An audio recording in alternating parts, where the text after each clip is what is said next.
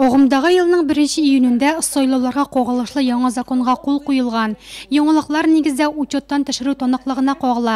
Элек яшәуі бір жерде, пропискасы башқа орында тіркелген гражданин, пропискасы бойынша учеттан тышыру тонаклығы оларға тиеш болса, хәзір оңа өзі яшәген орынға барып ғариза язуда жите.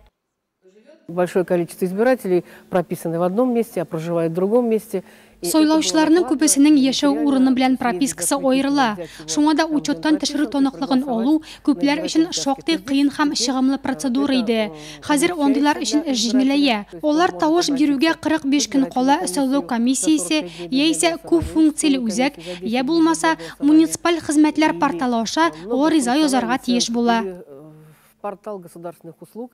Пропискасы буенча яшәп тә теге яки бу сәбәпләр аркасында башка участокта сайлаучы гражданнарга да гариза язарга туры киләчәк. Яңа законнар сайлаучылар өчен уңайлы булачак диештирүчеләр.